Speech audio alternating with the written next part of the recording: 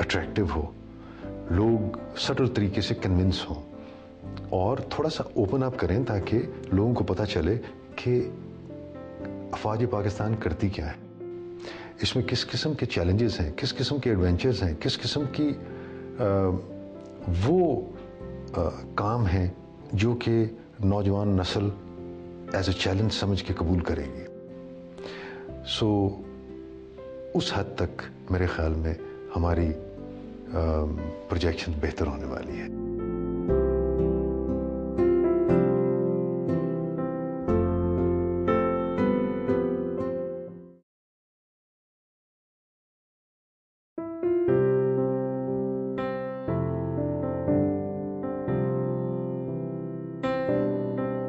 اب ایک مزے کی بات بتائیں کہ جب آپ نے اپنے رینکس ہٹائے last day in uniform, you removed all the ranks off, why were you at the border? You know about that. نہیں, why was it, کیا آپ وہاں پہ کوئی سینٹیمنٹل کوئی اٹیچمنٹ تھی؟ نارملی ریٹائرمنٹ کے وقت لوگ اپنے یونٹس میں چلے جاتے ہیں اور آخری دن وہاں گزارتے ہیں. ایسے ہی خیال آیا کہ جس مقصد کے لیے فوج میں آئے تھے وہ مقصد دفاع وطن کا تھا, تو آخری دن بھی ایسی جگہ پہ گزارا جائے جہاں دشمن آپ کے سامنے ہو. سو میں نے آخری دن چکوٹی پہ گزار دیا اور زیرو لائن پہ گزار دیا. Will your son go into the army? I left it open to him. Okay. میں 3 بیٹیاں 1 بیٹا ہے, اور بیٹے کو میں لے کے ہر قسم کے ایڈونچر میں پھرا ہوں. جب سے وہ ٹولر تھا, چلنا پھرنا شروع ہوا, تو اس کو میں ہر قسم کی انوائرمنٹ میں لے کے گیا ہوں, ایکسپوز کیا ہے. کوئی ایسی ایکسرسائز نہیں ہوگی جہاں وہ میرے ساتھ باہر نہ گیا ہو. ایکسپوجر دیا اس کو, چوائس اس پہ چھوڑ دی کہ جو کرنا ہے تم کرو, راستہ اپنا خود متعین کرو. گائیڈنس ہوگی, لیکن فوج ایک فرینکلی ایک قسم کا عشق ہے.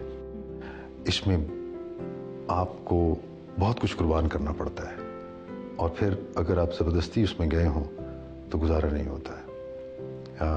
آپ کی فیملی لائف سیکریفائس ہوتی ہے, آپ نے ہر قسم کے خطرات مول لینے ہیں, آپ 24 گھنٹے ڈیوٹی پہ ہیں, وغیرہ وغیرہ.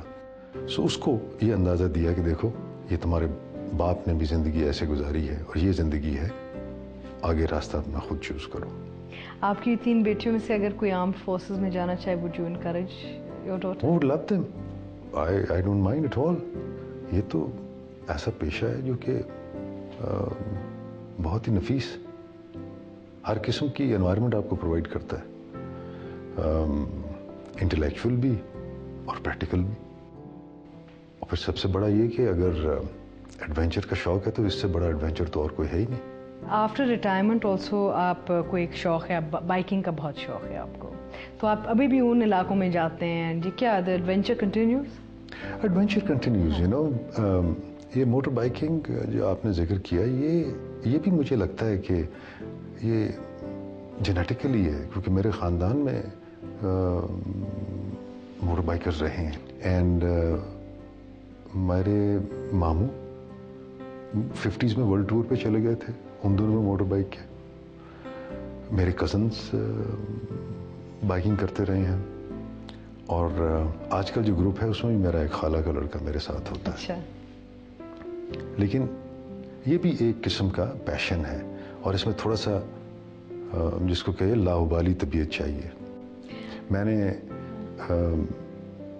کچھ 26 سال بعد 2003 میں کراچی سے جا کے موٹر سائیکل خریدی. بیٹا ساتھ تھا, ایز یوزل جیسے میں آپ سے کہہ رہا تھا, ہر قسم کی اس کو ایکسپوجر دی ہے, اس کو پیچھے بٹھایا اور کراچی سے اسلام آباد چل دیے. 5 دن میں ہم ادھر پہنچ گئے. تو لوگ یہی سمجھتے تھے بڑے بیوقوف ہیں, یہ کیا کیا, ایک بیٹا پیچھے لے کے 24 سال بعد موٹر سائیکل خریدی اور اسلام آباد آ گئے. سو موٹر بائکنگ کا شوق تھا, ابھی بھی ہے, اور ہر سال گرمیوں میں ضرور ناردرن ایریا کا چکر لگتا ہے. بیگم پریشان نہیں ہوئی جب آپ بیٹے کو لے کے چلے گئے؟ بہت سی چیزوں میں پریشان ہوتی ہے. اچھا. لیکن پریشانی کی حد تک ہی ان کے پروٹیسٹ رہتے ہیں, کیونکہ پھر وہ کرنا باہر طور وہی ہوتا ہے جو ذہن میں آ چکا ہوتا ہے. تو آپ ان کو کافی تنگ کرتے ہیں. میرے خیال میں فوج کی زندگی میں رہ کے 25-26 سال اس کو اندازہ ہو چکا ہے کہ یہ ان کے مزاج مختلف ہوتے ہیں. This is how it is. This is how it is. So چاہنے کے باوجود بھی ایکسیپٹ کرنا پڑتا ہے. آج کل آپ کس چیز میں انوالوڈ ہیں؟ What are you busy with these days? یہ 2005 کا جو ایکسپیرینس تھا, اس میں حکومت نے ایک چیز کا اندازہ لگایا کہ کوئی ایسا محکمہ نہیں تھا جو کہ قومی سطح کے اوپر اتنے بڑے سانحے کو, چاہے وہ نیچرل ہو یا مین میڈ ہو. آج کل تو آپ کو پتہ ہے کہ کچھ مین میڈ بھی چیزیں ایسی ہیں جو کہ بہت بڑا سانحہ کا باعث بن سکتی ہیں. آپ دیکھ لیجئے کہ بھوپال میں کیا ہوا تھا. لہٰذا کوئی ادارہ ہونا چاہیے. جیسے 2005 میں اچانک یہ ذمہ داری, میں تو کوئی اور کام کر رہا تھا اس دفتر میں بیٹھا ہوا, کہ جب شام کو پتہ چلا جی کہ آپ کو ذمہ داری دے دی گئی, آپ یہ سنبھالیں. اسی طرح یہ ایک ذمہ داری دی گئی کہ نیا ادارہ نیشنل ڈیزاسٹر مینجمنٹ اتھارٹی یہ بنائی جائے, اس کے لیے قانون بنے, اس کی ویریس اینٹیز گراؤنڈ پہ ہوں, اور پھر کیپیسٹی بلڈ اپ کی جائے ملک کے اندر, تاکہ کسی قسم کے حادثے سے چیلنج میٹ کیا جا سکے. 2007 میں اس ادارے کو کھڑا کیا گیا, لیکن ہر چیز کو بناتے ہوئے کوئی نہ کوئی وقت لگتا ہے. 2007 کے بعد آپ کو پتا ہے کتنا ہمارے ملک میں اپہیول آئی.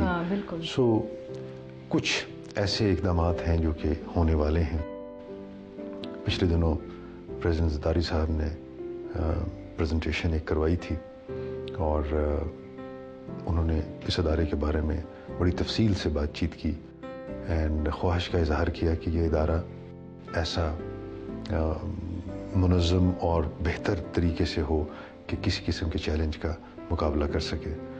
میں نے ان سے یہی درخواست کی تھی کہ جب تک سپورٹ رہے گی ہمیں, تو انشاءاللہ یہ ادارہ بھی خدا کے فضل سے اپنے پاؤں پہ کھڑا ہو جائے گا. کیونکہ جب پولیٹیکل سپورٹ آپ کو ہوگی تو پھر فائنینسز اویلیبل ہوں گے, کوئی پوچھنے والا آپ سے ہوگا, اور پھر سٹینڈرڈ امپروو ہوتے ہیں. اور یہ جو سبجیکٹس ہیں یہ ڈیوالو سبجیکٹ ہیں, یہ پروونشل سبجیکٹس ہیں.